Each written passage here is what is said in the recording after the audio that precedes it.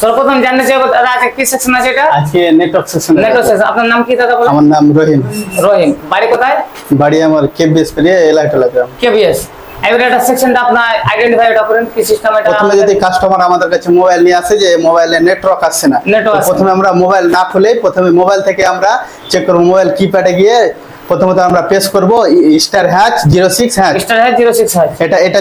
এটা মানে পেস্ট করলে আমাদের ইএমআই নাম্বার চলে আসবে। যদি আসে তাহলে এটা লাইন ঠিক আছে। ঠিক আছে।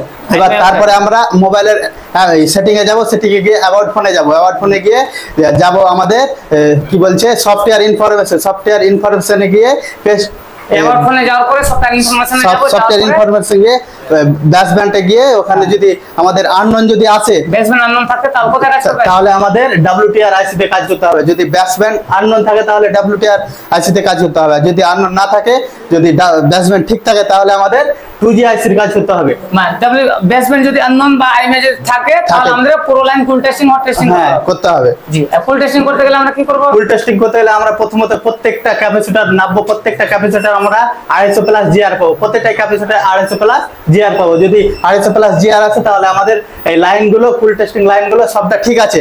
তারপরে আমরা হট টেস্টিং করব। হট টেস্টিং এ প্রথমত আমরা চেক করব 2G IC। 2G IC তে আমাদের একটা চার্জিং IC থেকে লাইন যাবে, যেটা লাইনটার নাম হচ্ছে VPH লাইন, যার ভোল্টেজ থাকবে 3.7 থেকে 4.2। আর আরেকটা লাইন যাবে সেটা হচ্ছে VIO, যেটা পাওয়ার IC থেকে যাবে, সেটার ভোল্টেজ থাকবে 1.8 ভোল্ট। 1.8 ভোল্ট। এই দুটো ভোল্টেজ যদি আসে তাহলে আমাদের 2G IC ভালো আছে। আর এই দুটো ভোল্টেজ যদি এখানে আসে আবার এখান থেকে এখানে যাচ্ছে না, তাহলে এখান থেকে আমরা এখানে জাম্পার করতে পারবো। জি। তারপরে আমরা দেখবো 4G IC। 4G IC তে আমরা তিনটা লাইন পাবো। একটা পাবো VPH লাইন, একটা পাবো VIO লাইন, আর একটা পাবো আমরা APT লাইন। তো VPH লাইন থাকবে যেটা চার্জিং IC থেকে যাবে, যার ভোল্টেজ থাকবে 3.7 থেকে 4.2। আর যেটা VIO পাওয়ার IC থেকে আসবে সেটার ভোল্টেজ থাকবে 1.8 ভোল্ট।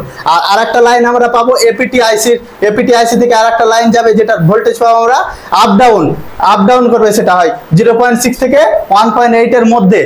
0.6 থেকে 1.8 এর মধ্যে আপ ডাউন করবে এটা। যদি এই লাইন তিনটা আসে তাহলে আমাদের এটা 4G IC টা ঠিক আছে।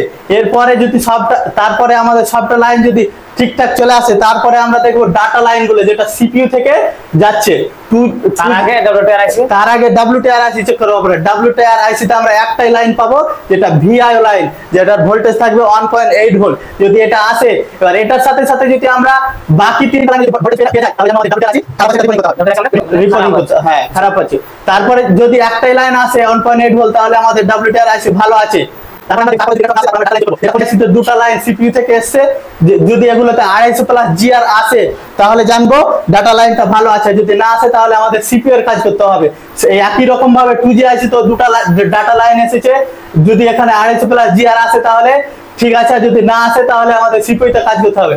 এরপরে যদি 250+ GR আসে তাহলে আমাদের কমপ্লিট লাইন ভালো আছে, 100% আমাদের নেটওয়ার্ক আসবে। ঠিক আছে, থ্যাংক ইউ।